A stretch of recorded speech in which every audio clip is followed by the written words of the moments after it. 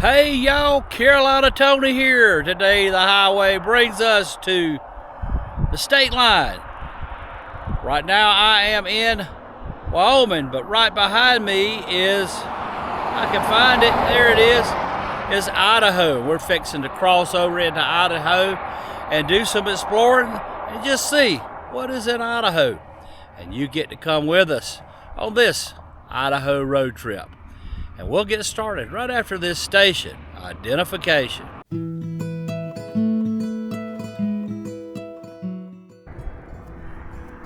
Just looking at the surrounding area here at the Idaho state line. Here is a metal cutout of the state of Idaho, and there's people have left their mark on there. See if there's anybody I recognize. Not right off. Lots of stickers though, and I did not bring one with me. Beautiful farmland though. Well, we're burning daylight here, so let's hop in our rental car. Jeep Grand Cherokee. Actually, that's what our personal driver is. But let's head on down the highway to look for some adventure. We're traveling south on Highway 89.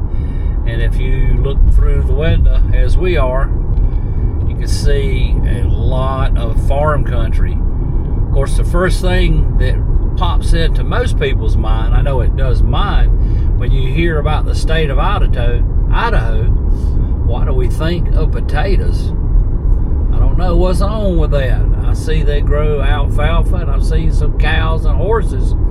So apparently they grow more than potatoes. Maybe we'll get lucky and see some while we're on this trip through Idaho.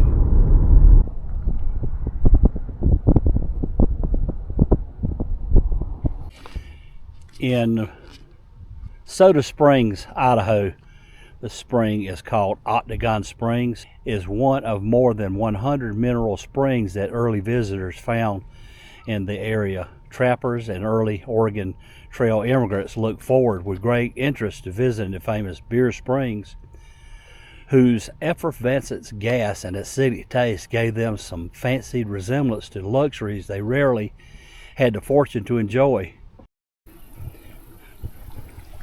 So at Soda Springs, from this little round hole, water is bubbling up through the ground, and the water is cool, and of course it flows over into a little pool, and then it runs down into a spring that is running by very swiftly. And I believe this spring is being fed by other springs as well. This particular spring, it looks kind of nasty, but the reason it's yellow is because of the minerals in the water. It looks rusty. Okay. It's not. I was just corrected. Debbie says it doesn't look yellow, it's orange, and I guess it is. It looks kind of rusty. All right, here we go. And it is, look, it is very clear. Now, the taste test. Oh,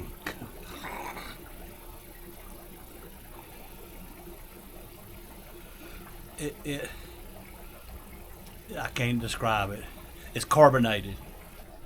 Okay, Debbie is going to test some Soda Springs mineral water. I'm a little afraid because the last time I was told, hey, here, taste this. It was some nasty Coca-Cola from the Coca-Cola place in Atlanta. So, okay, this is not from Coca-Cola.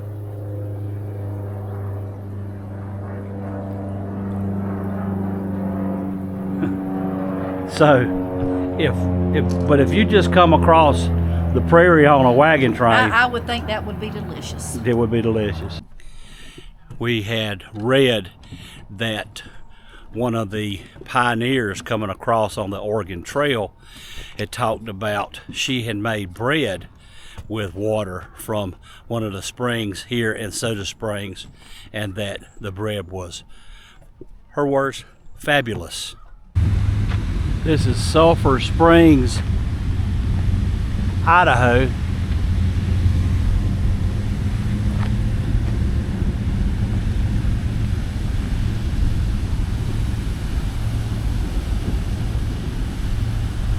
You see that yellow rock? That's because of the sulfur minerals. It just died down.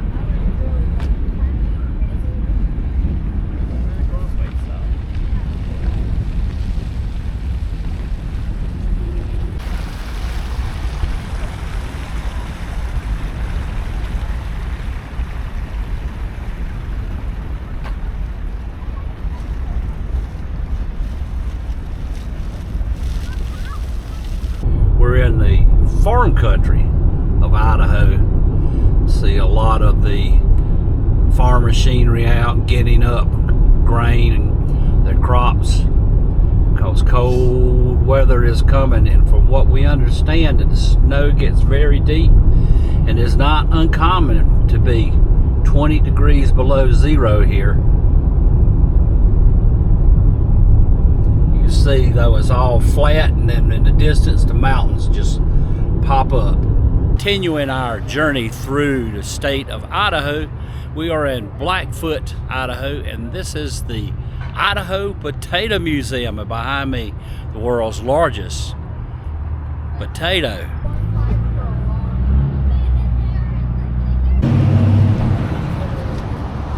And we are going to go inside and maybe learn a little bit about potatoes. We are in the Idaho Blackfoot Potato Museum, and look at all of the potato mashers. Can you see one that you had? And a potato planter from the late 1800s through the early 1900s. Some stuffed potato. These are real stuffed potatoes. And of course for the kids, Mr. Potato Heads.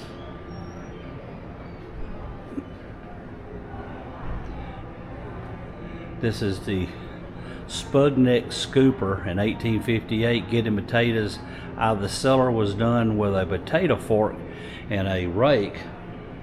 And someone invented this machine, and this gets them out of the cellar into where they're going. Potato dishes. Oh, look down there. Potatoes in the cellar. Once you go through the potato museum, you exit out through the potato cafe. This is pretty cool. You come into the potato cafe and you can get yourself a baked potato. We're finishing up the potato museum with a potato, and Debbie has just a butter potato, and I have an Idahoan, which is butter, bacon, cheese, sour cream.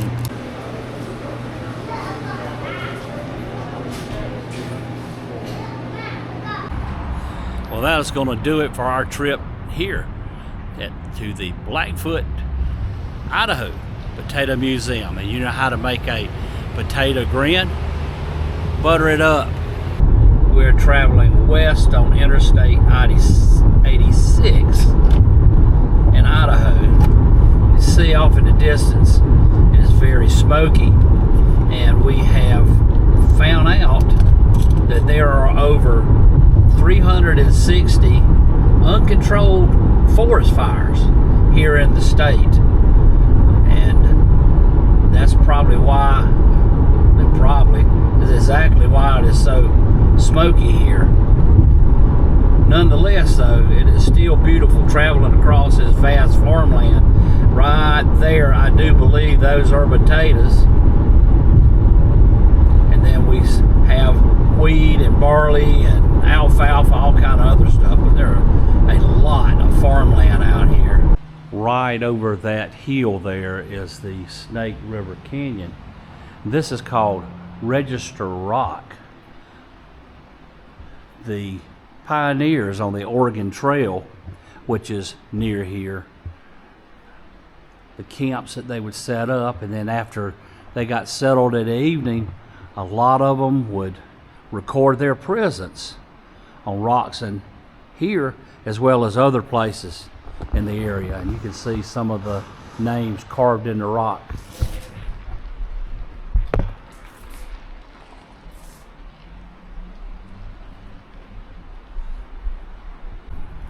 Yeah, I see H. Chestnut, August the 20th, 1869.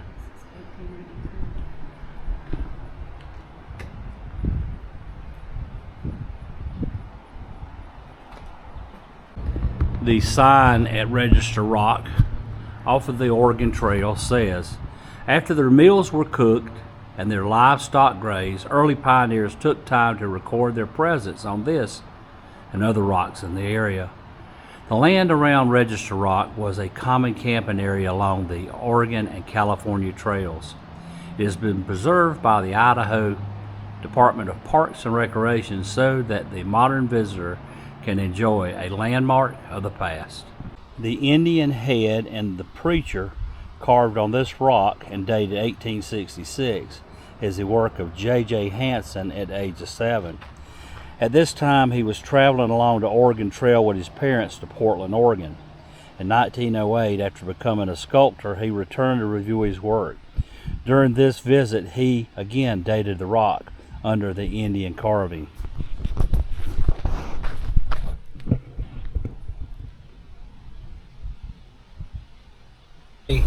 Across Oregon, we're on our way to a motel. We're not in Oregon. Take 2, our journey across Idaho, and we are on our way to our hotel. And this road looks like it's been used very little. There are no lines on it, and this is going to sound like a joke, but it's for real. We just came through an area that had tumbleweeds in the middle of the road, and now it even gets better. The road turns to gravel, and we're going across a pasture on a washboard gravel road. See all those windmills out in the pasture. The gravel road we were just on said 65 miles an hour. I think this road we're on now is kind of semi-paved, and it's 55. Called Bruneau Dunes. It's supposed to be the largest sand dunes in the United States, in Idaho, right outside of Mountain Home.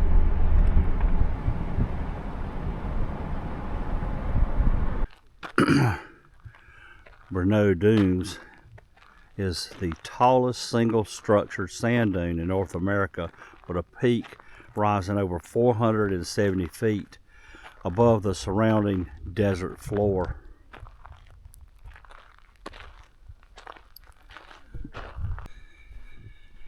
We have been to the Great Sand Dunes National Park, and those are big sand dunes as well, but supposedly these are taller. Sand looks very, well, here's the sand here. Ugh. It doesn't stick to you. There's a lake at the base of this sand dune.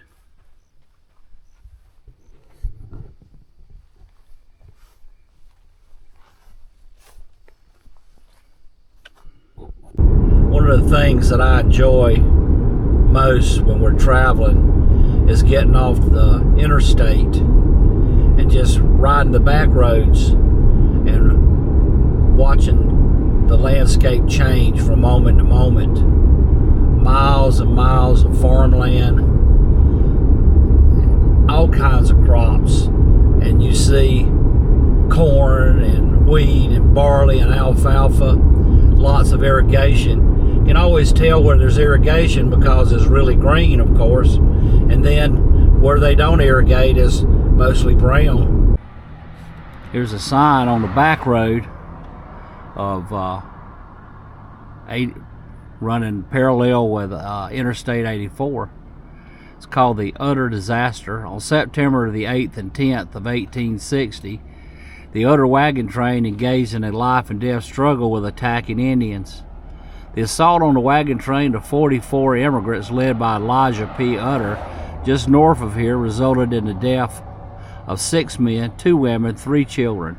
Indian casualties were estimated between 25 and 30. Survivors followed the Snake River near the mouth of the Awi River, When rescued by the Army 45 days later, only 15 had survived the ordeal of hunger and deprivation. No other Oregon wagon train suffered greater losses.